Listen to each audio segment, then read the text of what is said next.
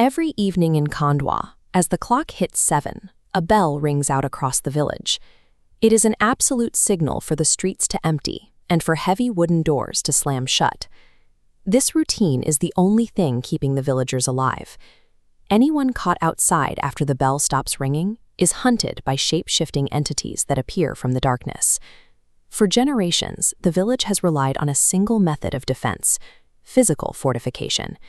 If you can lock a door or bolt a window, you might just survive until sunrise. The village lives in a state of nightly isolation. Survival depends entirely on the strength of a lock and the discipline to stay behind it. 7 months ago, this reliance on physical locks was called into question. A man named Rana and his wife, Nandini, were stranded on the village outskirts and forced to take shelter in this abandoned passenger bus. When the entities arrived, they used a trick.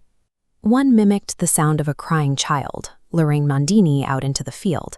She was killed almost instantly. Rana stayed inside the vehicle.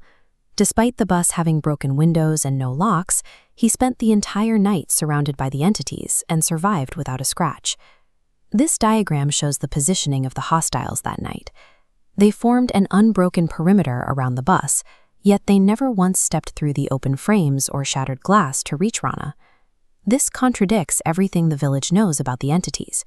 If heavy wooden doors aren't enough to keep them out, we must look closer at how a hollowed-out bus provided a perfect shield. The entities rarely need to break down a door because they prefer to use a person's own mind against them. They specialize in mimicry. Recently, an entity appeared at the home of Rana's son, Dev, perfectly impersonating his dead mother.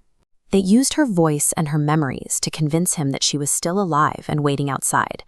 The entity bypasses the door, targeting the person behind it with an emotional connection so they remove the barrier themselves. But dropping a curtain blocks these visual cues. This breaks the connection, preventing the person inside from acting on their grief. The entities seem to have a specific limitation. They can only enter if someone on the inside invites them or opens the way.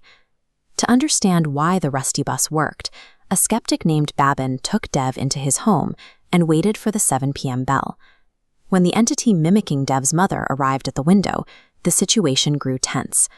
Dev was terrified, but Babin remained calm. Babin then did the unthinkable. He walked to the front door, turned the lock, and pulled it wide open. Dev watched as the physical protection of the house was completely stripped away. The entity stood just inches from them, with no door or curtain to block its path. This move removed every traditional defense the village relies on, leaving nothing but the open air between the humans and the monster. The entity did not move.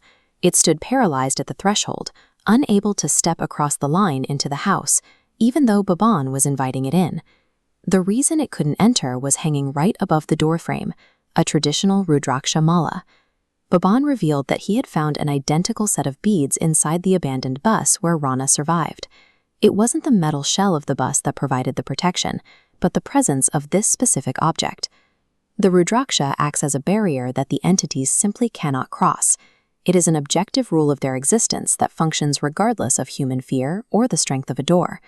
This discovery provides the village with a tool that doesn't rely on being strong enough to resist the voices of the dead.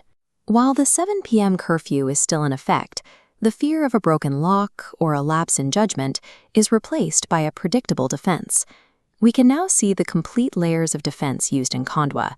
The door provides the physical block, the curtains provide the psychological block, and the Rudraksha provides a final, impassable supernatural line. By identifying the specific rules the entities must follow, the villagers have moved from living in blind terror to living with a structured, reliable system for survival.